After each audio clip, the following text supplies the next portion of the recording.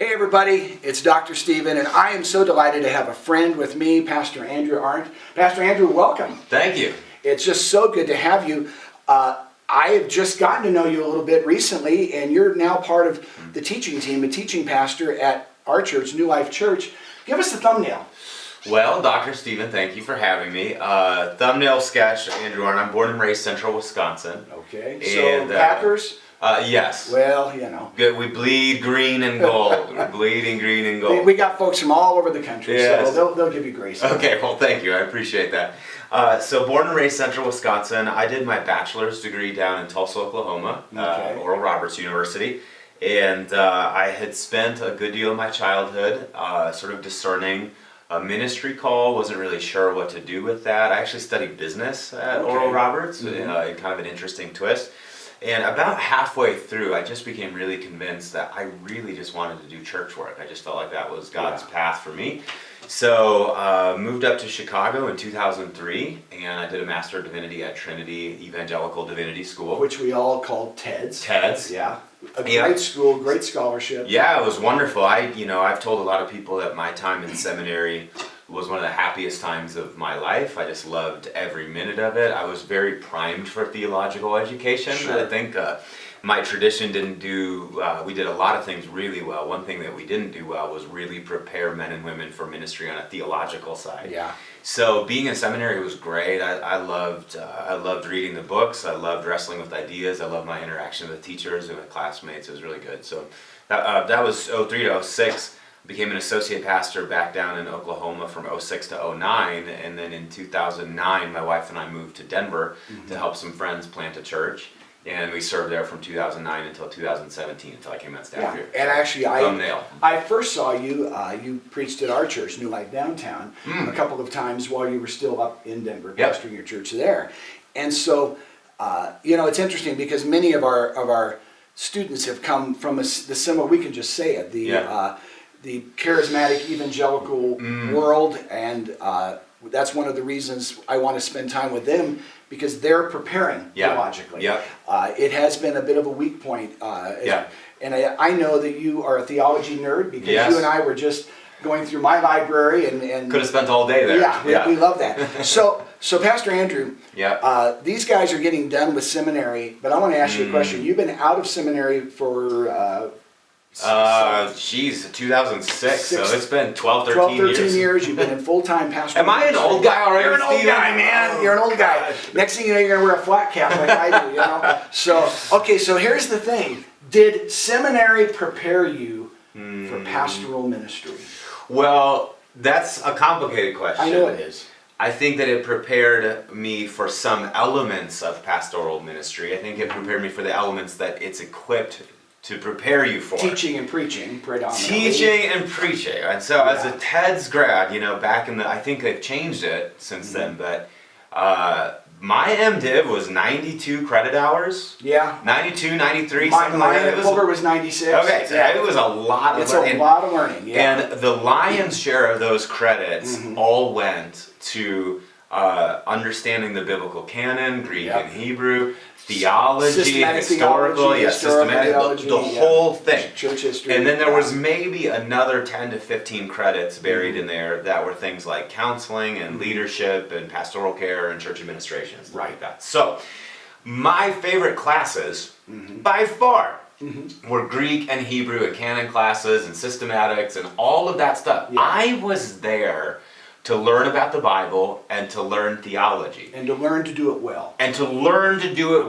just read something from Eugene Peterson. Eugene said that he was always trying to be just a competent pastor.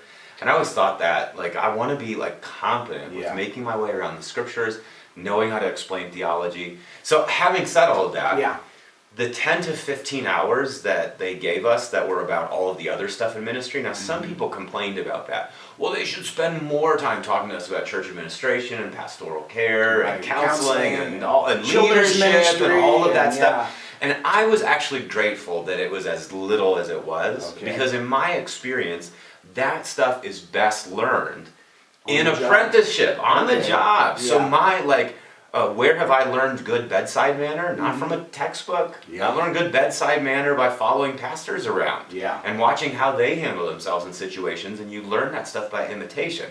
But theology you don't really learn by imitation per se. You gotta get bad theology. Bad theology, yes. But you gotta get in the textbook. So one of the things I always say to seminary students, either prospective or current, is you have to appreciate seminary for what it can do and should do for you. Okay. And then there are some things that it just maybe can't do for you. And just be okay with that. What that then does to you is that it shifts you into this place where now it's incumbent upon you, as you're going through seminary, to be really actively involved in the local church and be apprenticed in some way to pastors and leaders who can show you the texture, the deep ins and outs of how to actually do pastoral. Perhaps not only do you have to, of course, you're developing and honing your learning skills and theological skills, but your self-awareness has to become higher. You need to become aware of what you aren't learning and what you're not figuring out, so that you can look for opportunities to follow people around. Yes, I think that's 100% true. So what am I getting out of seminary that seminary can only do for me? It's learning how to use the scriptures, and it's understanding how to exegete texts and all of that. But what am I not getting from seminary? It's the subtlety of things like, how do I lead an initiative in my church? You know, how do I set up my calendar so that my calendar makes sense in terms of what we're trying to do in the church? How do I counsel a person through a difficult situation? How do I bring other agencies and other groups to bear on complex pastoral situations? That stuff, you can't, a textbook can't give it to you.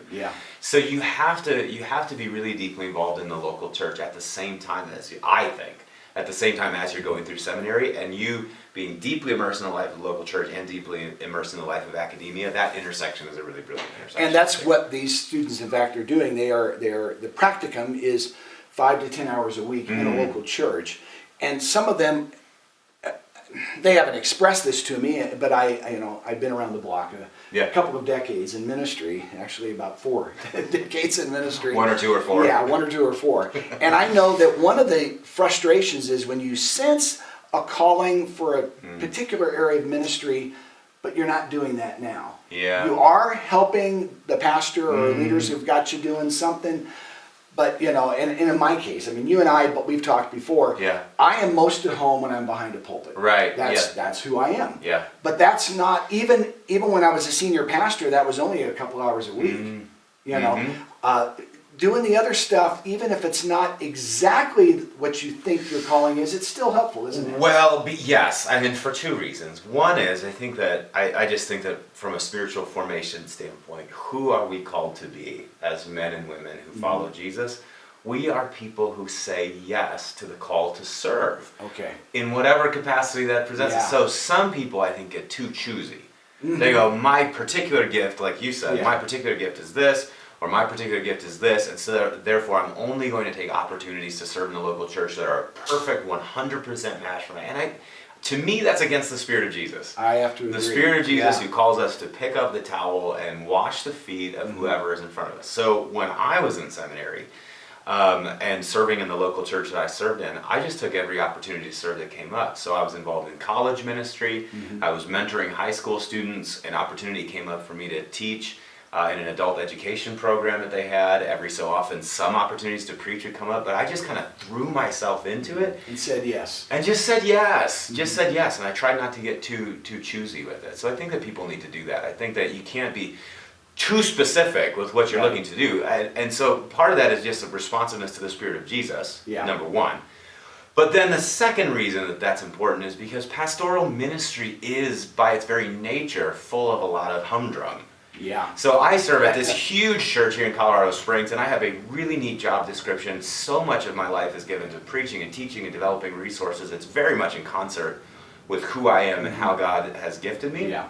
But Stephen, there's a lot of stuff that you just have to do. So you're still pastor on call some days. I'm pastor on call. I'm answering a lot of emails. I'm doing guest follow-up. All of this. I'm taking out my own trash. You know what I mean? Like all this stuff. Like that's part of what makes up the substance of pastoral ministry. So if you turn up your nose at that, maybe you're not actually fit for ministry in I the local think church. that's- It's all together, you know, and it's a Yeah. little like being in a family, I think. You know, Yeah. there are the glamorous parts of being in family, and then there's the mowing the lawn part of being That's in a right. family, You're right? changing the diapers, and Yeah. and you and I were just talking about. We live in Colorado, where we actually have winter. A lot of these Right. folks live in Texas. Right. But we were talking about blowing out our sprinklers for winter. Yes. You know, nothing fancy and fun about that. Not glamorous, but you got to do it. Yeah. In a previous little interview, your good friend Glenn Packiam and I Yep. sat down, my good friend as well. Mhm. And we talked about mentoring, and Glenn talked about that idea of a constellation of mentors. Ooh, that's exactly how I'd say it. How would you say the mentors that God has ended up bringing into your life, a variety of them, did they come because you chose them, or did they come out of your willingness to push it and say yes to various opportunities for ministry? I think it's both. I think there were Okay. some people that I was really desperate to learn from and be around.